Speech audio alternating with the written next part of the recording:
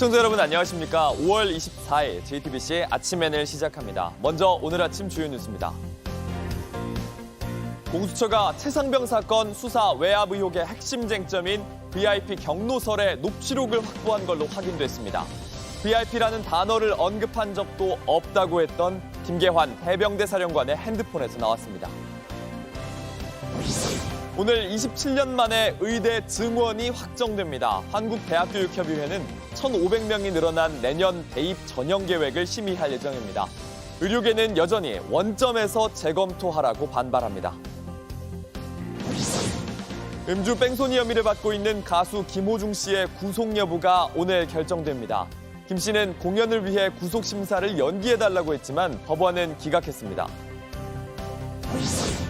우리나라가 다음 달 10년 만에 유엔 안전보장이사회 의장국을 맡습니다. 황준국 유엔 대사는 북한이 미사일로 도발하면 언제든지 긴급회의를 소집하겠다고 했습니다.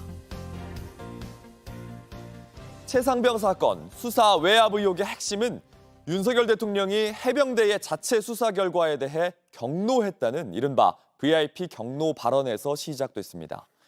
공수처는 박정훈 전 수사단장 외에 또 다른 해병대 고위 간부로부터 관련 진술을 들은 데 이어서 VIP가 경로했다는 말이 담긴 녹취 파일까지도 확보한 걸로 확인됐습니다. VIP라는 단어를 언급한 적 없다는 김계환 해병대 사령관의 휴대폰에서 나왔습니다. 김민관 기자의 단독 보도입니다.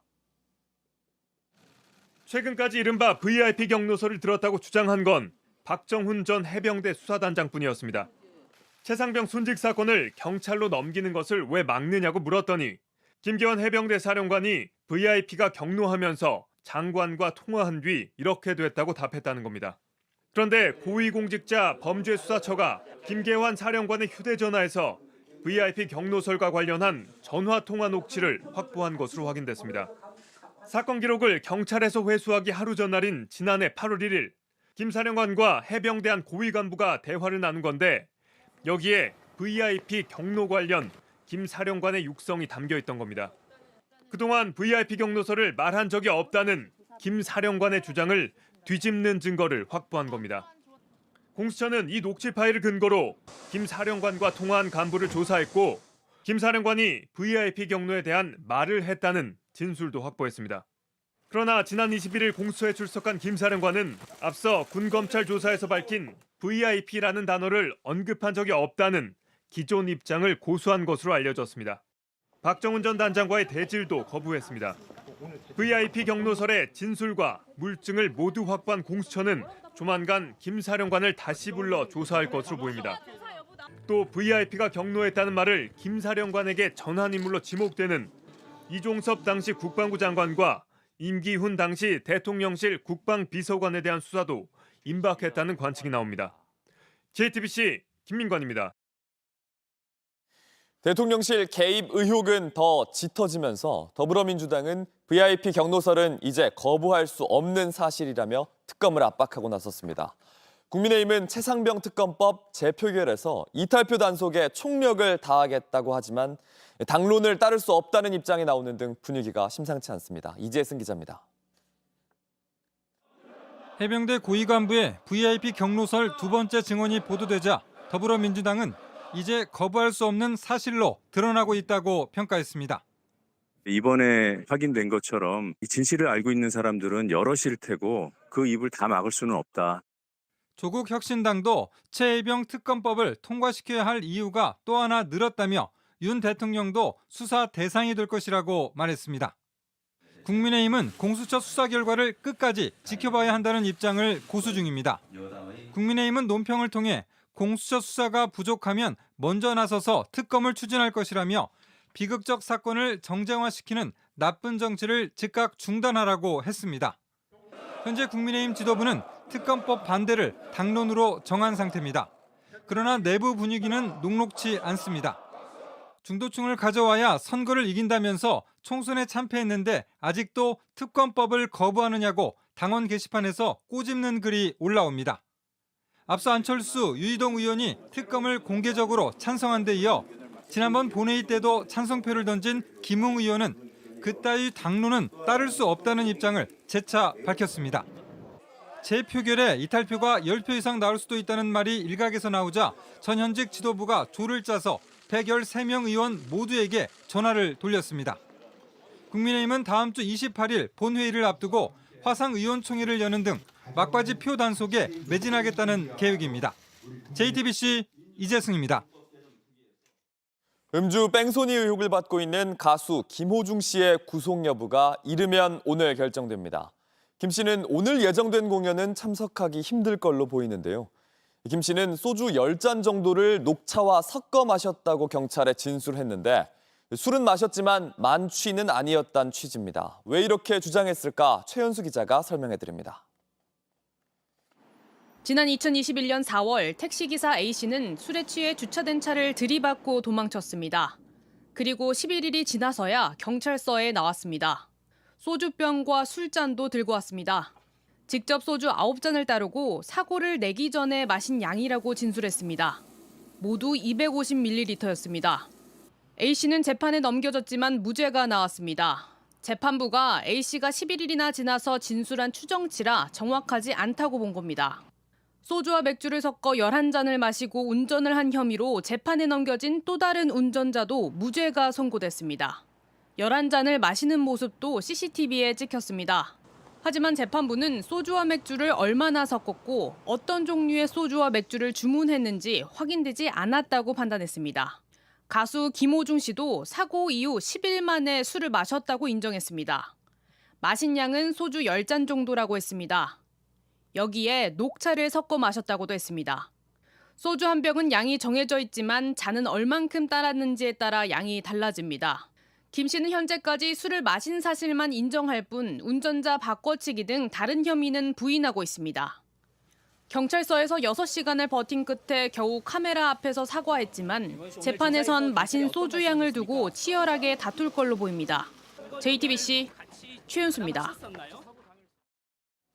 정부가 추진하는 의과대학 증원이 오늘이면 확정됩니다. 한국대학교육협의회는 오늘 오후 의대 정원을 약 1,500명 늘린 내년도 대입 전형 시행 계획을 심의하는데요. 하지만 원점 재검토라는 의료계의 입장은 그대로입니다. 노진호 기자입니다.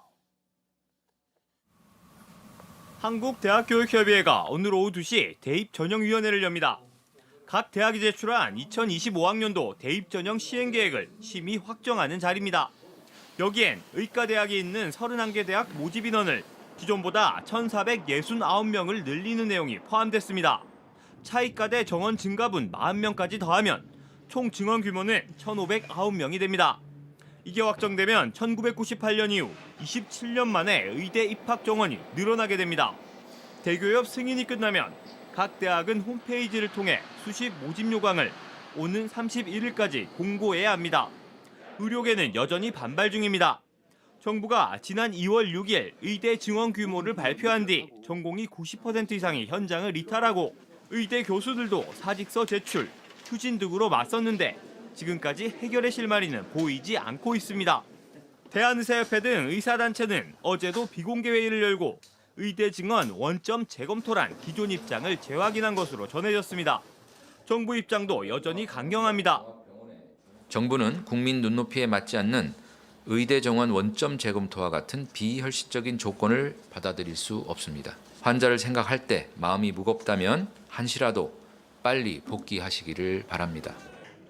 정부는 의대 정원 증원과 함께 의료계의 부담을 덜어줄 수 있는 수가 체계 개선 등 의료개혁 과제는 계속 추진한다는 방침입니다. JTBC 노준우입니다. 어젯밤 10시쯤 경상북도 상주시 낙동면의 한 야산에서 불이 났습니다. 불길은 주변 산림을 태운 뒤 1시간 40여 분 만에 잡혔고 인명피해는 없었습니다. 진화 작업엔 펌프차 등 차량 22대와 진화 인력 133명이 투입됐습니다. 산림청은 산불 조사 감식반을 통해 산불의 발생 원인과 정확한 피해 규모를 조사할 계획입니다. 한반도를 둘러싼 동북아시아에 긴장감이 높아지고 있습니다.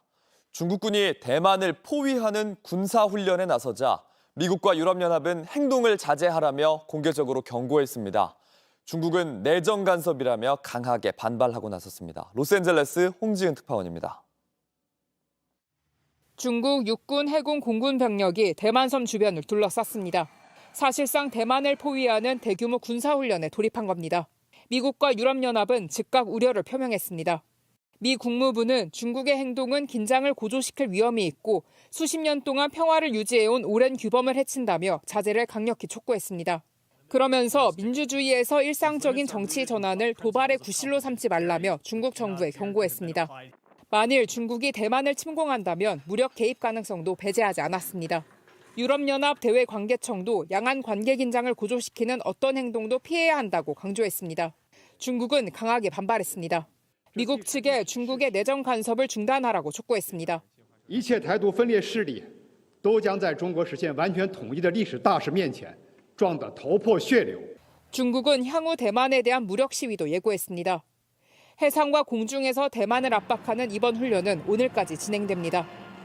대만도 군 병력을 동원해 맞대응에 나서며 한반도를 둘러싼 동북아 전체에 긴장감이 감돌고 있습니다.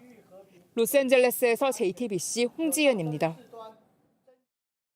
한국이 10년 만에 다음 달 UN 안전보장이사회의 순회 의장국을 맡습니다. 의장국은 주요 국제 현안의 논의 방향과 여론에 영향을 미칠 수 있고 긴급회의 소집권도 갖습니다. 황준국 주 UN 한국 대사는 우선 사이버 안보를 주제로 고위급 토의를 개최할 계획이라며 북한의 악성 사이버 활동에 대응하는 국제 협력을 강화할 거라고 밝혔습니다. 한국은 아동과 무력 분쟁을 주제로 공개 토의를 개최하기로 하고 반기문 전 UN 사무총장의 참석을 추진 중입니다. 온라인에서 화제가 된 뉴스, 화제가 될 뉴스를 골라 전해드립니다. 아침엔 소셜픽입니다. 현지 시각 지난 22일 손흥민의 토트넘이 호주에서 뉴캐슬과 친선 경기를 했습니다. 그런데 기자들과 만난 손흥민의 거절이 화제가 되고 있습니다. Can I please go today?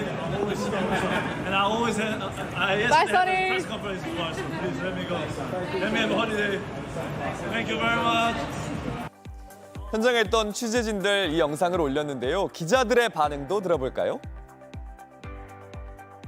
Thanks, Sonny. Have a safe flight. 거절할 때도 친절한 손흥민의 태도에 기자들은 논란의 여지가 없는 가장 좋은 거절, 충분한 휴식을 취할 자격이 있다 이렇게 썼습니다. 내가 받은 거절 중에 가장 정중했다는 반응도 있었습니다. 손흥민은 영국 프리미어리그 최종전이 끝나자마자 사흘도 안 돼 호주에서 친선 경기를 치른 건데요. 선발 출전한 손흥민이 60분 넘게 뛰었지만 승부차기까지 간 끝에 뉴캐슬에 패했습니다. 한국으로 온 손흥민 당분간 6월 A매치 경기 준비에 들어갑니다. 중국이 대만을 둘러싼 군사훈련을 시작했습니다. 높아진 긴장감에 온라인에서도 서로를 향한 공격이 거셉니다. 중국의 CCTV가 소셜미디어 웨이보에 올린 영상입니다. 타이완 섬이 그려지더니 통일이란 붉은 글씨가 크게 드러납니다. 대만은 한 번도 나라인 적 없고 앞으로도 아니다 이런 말과 함께 중국은 마침내 완전한 통일을 이룰 거라고 썼습니다.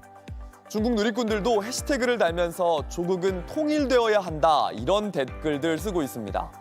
환구15 등 언론은 대만의 연예인들도 중국 통일을 지지한다는 내용의 기사를 올리기도 했습니다. 대만도 대응에 나섰습니다. 대만 국방부는 우리는 우리를 방어할 준비가 돼 있다면서 갈등을 추구하지 않지만 피하지도 않겠다며 소셜미디어에 영상을 게시했습니다. 또 중국 외교부 대변인은 대만 독립군은 머리가 부러지고 피가 흐를 거라고 말하면서 타이완 섬을 둘러싼 긴장 더 고조되고 있습니다. 연기 속에서 화려하게 폭탄이 터지는 듯한 한 영상이 있습니다. 그런데 이 영상 화재인지 축제인지 누리꾼들을 헷갈리게 했는데요. 회색 연기 속에서 하얗게 불이 붙는 소리와 함께 불꽃이 타오릅니다. 마치 불꽃놀이 같기도 하고 벼락 같기도 합니다. 영국의 더선을 비롯한 매체들 이 영상을 첨부하면서 인도 남부 지역의 불꽃놀이 창고에서 불이 났다고 보도했습니다. 또 화재로 인해 사망한 사람도 있다고 썼습니다. 그런데 화재가 아니라 축제라는 지적이 나옵니다. 출처를 따라가 보니 영상을 올린 작가는 파라메카부 이런 단어와 함께 이 영상 올렸는데요. 트리수르프람이라는 인도의 축제가 열리는 사원의 이름으로 작가는 같은 날 이런 여러 축제 영상도 함께 올렸습니다. 그러니까 한 인도 누리꾼은 화재가 아니라 불꽃놀이였다면서 초보자들은 인도를 알 수가 없다 이렇게 꼬집었습니다. 물론 2주 전 불꽃놀이 공장에서 화재가 있던 건 사실이지만 이게 정확한 영상인지는 알 수 없는 겁니다. 화재일까요? 축제일까요?